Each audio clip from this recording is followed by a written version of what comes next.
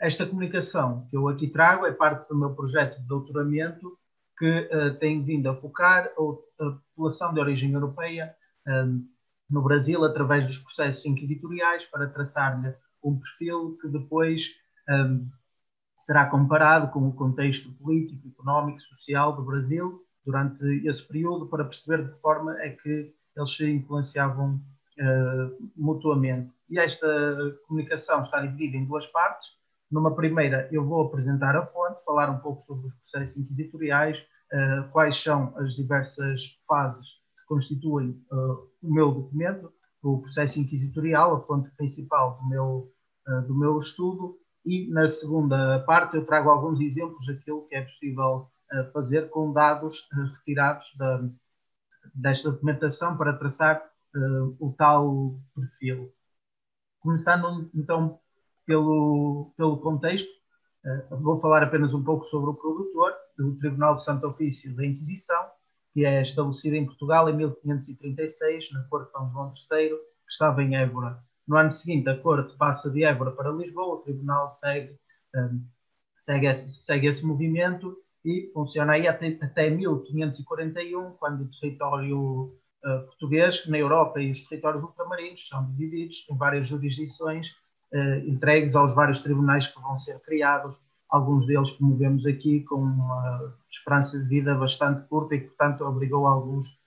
reajustes. O território que a mim me interessa, o Brasil, esteve sempre sob a jurisdição do Tribunal de Lisboa, o que implicava que os prisioneiros tinham que ser transportados para Lisboa, onde ocorriam os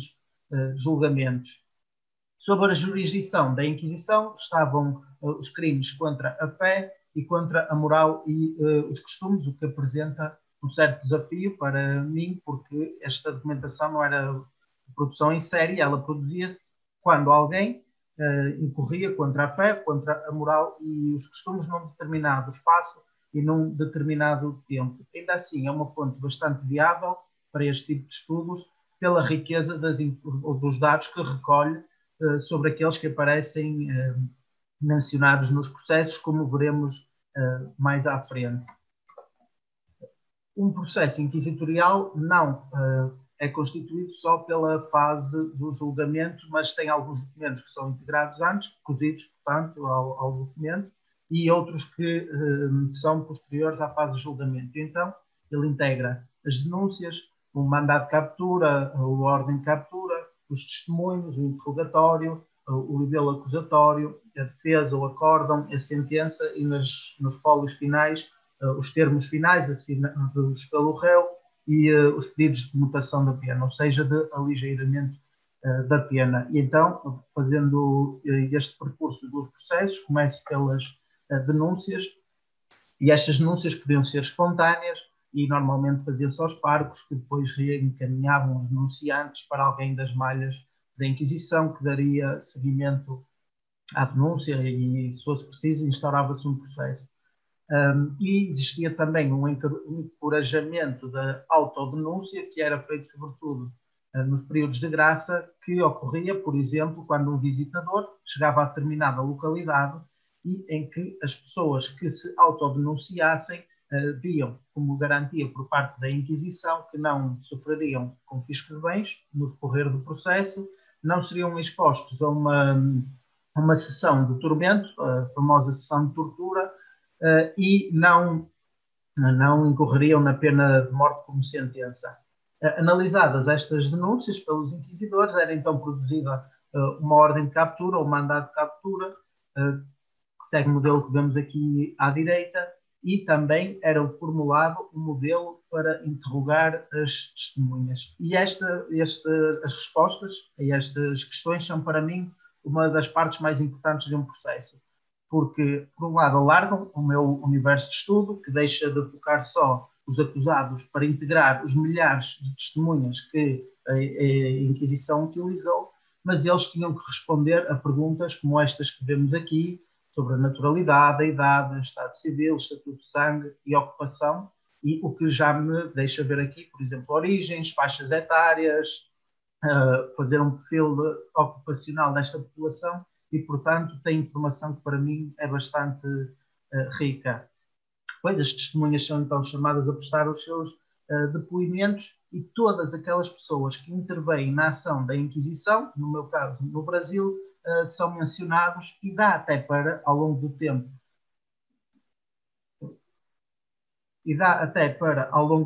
seguir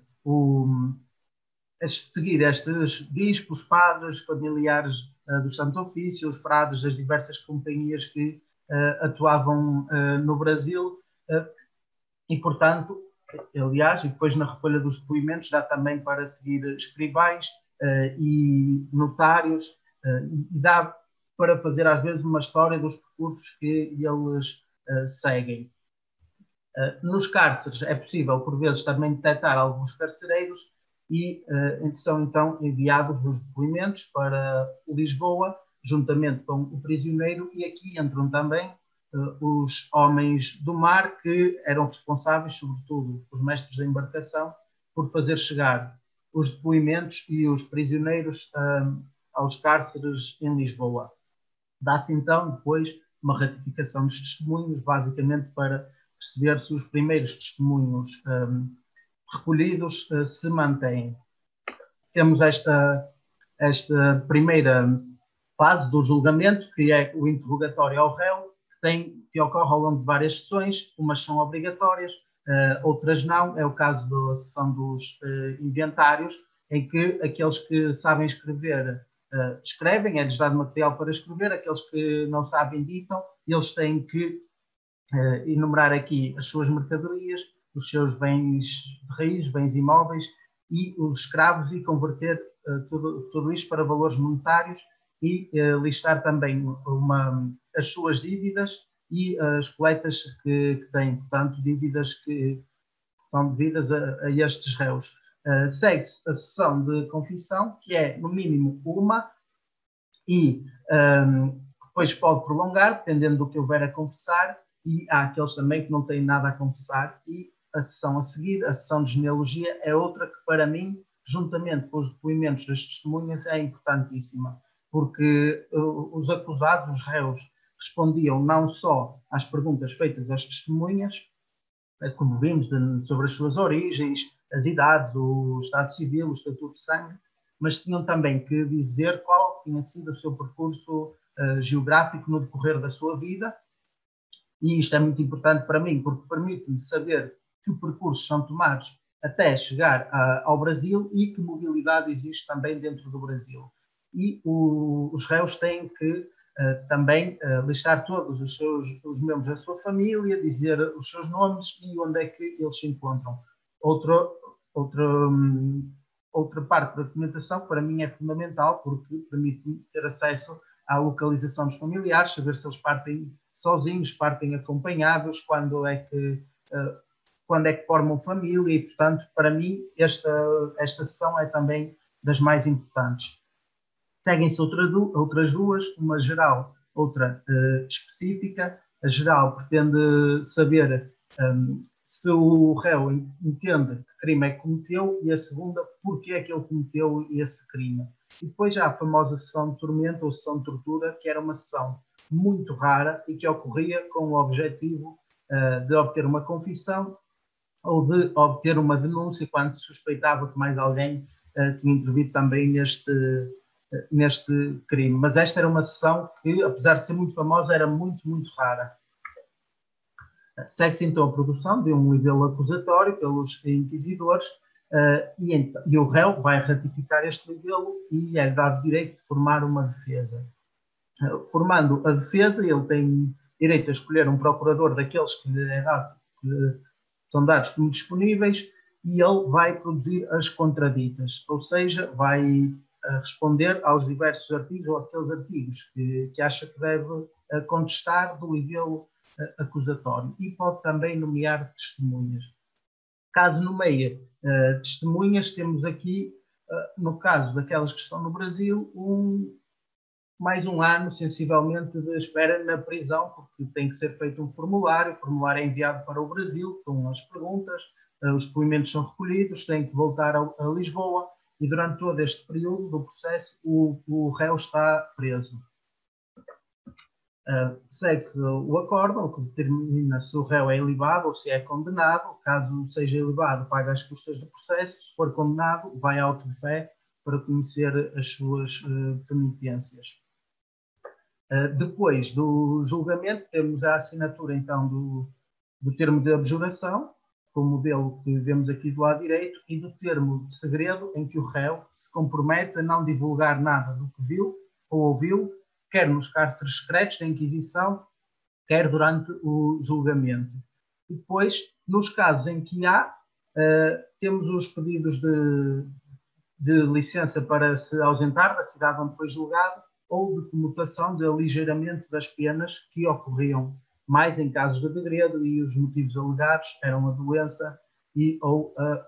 pobreza. Isto quando há, é importante para mim, para perceber os percursos pós-julgamento. Entrando agora na fase dos exemplos, eu começo por apresentar a minha amostra, o meu universo de estudo, que, como vemos, é composto por 3.316 indivíduos.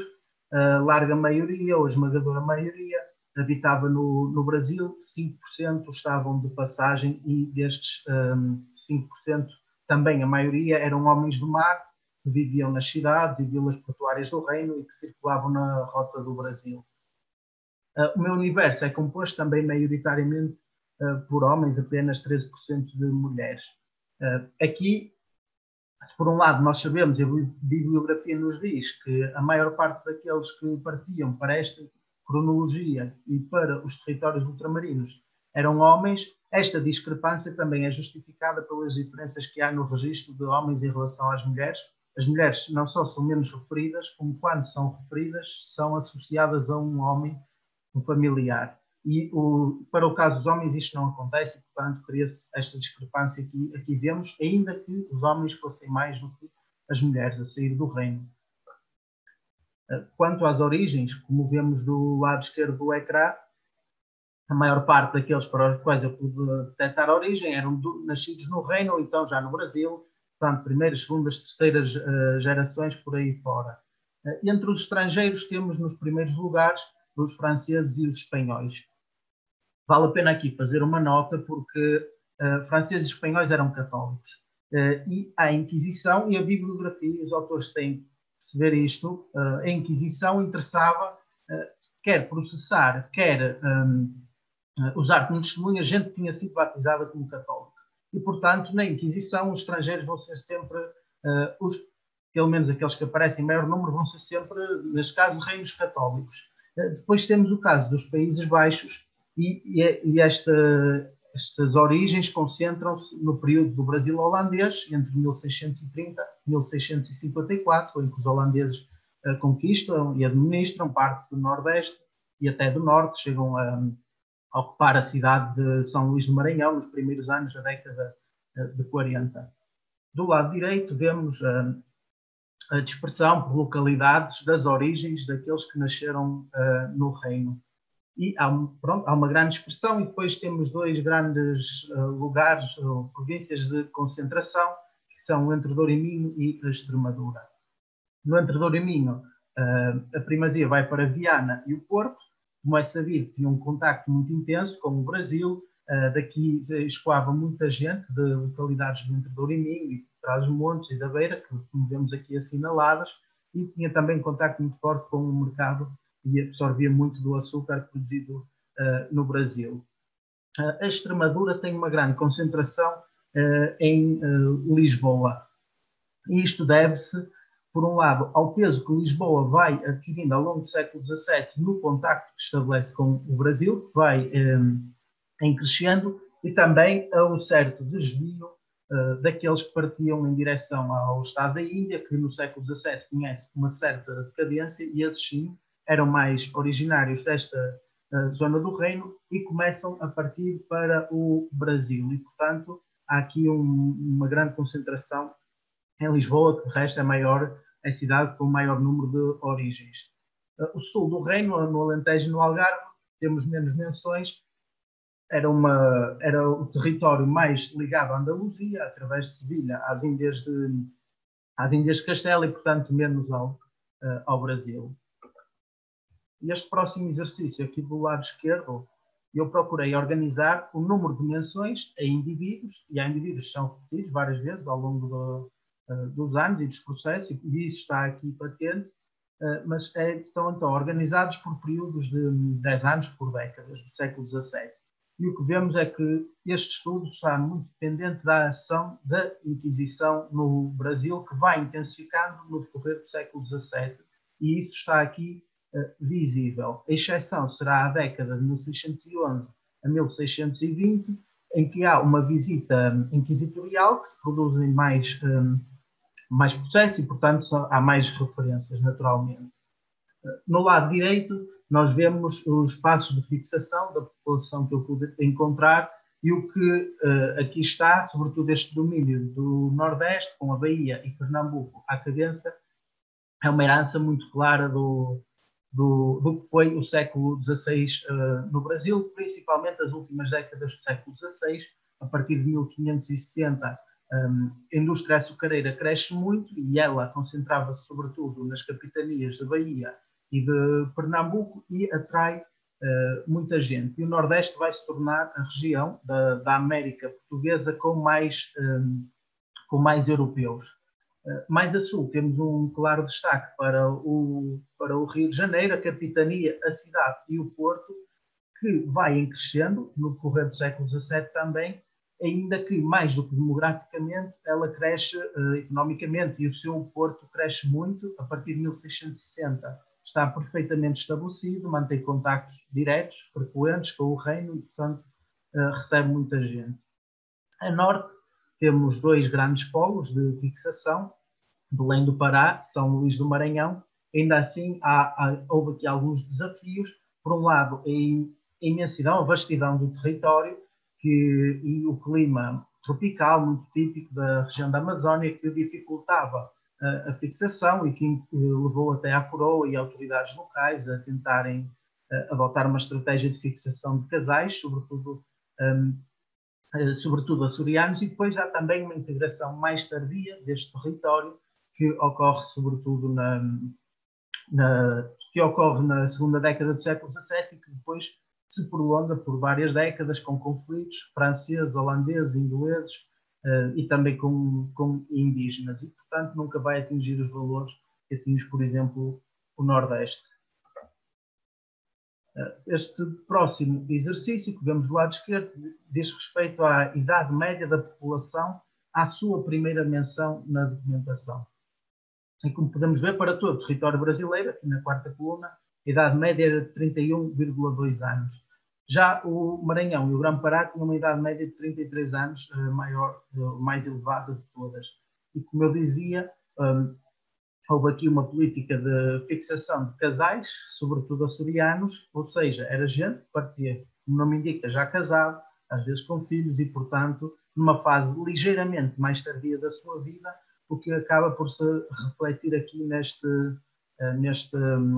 gráfico. Do lado direito, eu procurei organizar, por períodos de 5 anos,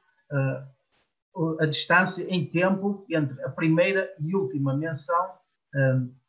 a cada um dos indivíduos. E como podemos ver, a maior parte deles, cerca de quase 60%, está aqui encontrado apenas 5 anos após a sua primeira menção, o que indica uma convergência das altas taxas de retorno com uma baixa esperança média de vida, quer no Brasil, quer para uma sociedade em geral, também no reino. Por fim, eu tenho aqui uma distribuição das ocupações que eu pude detectar na documentação, e está dividida em grandes grupos. ISCO é um sistema internacional, é o Historical International Standard of Classification of Occupations, e o que este gráfico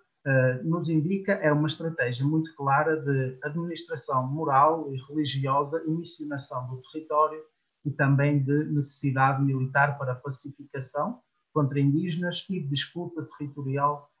também contra outros povos europeus. Portanto, temos uma primeira coluna que representa, neste caso específico, sobretudo clérigos. A segunda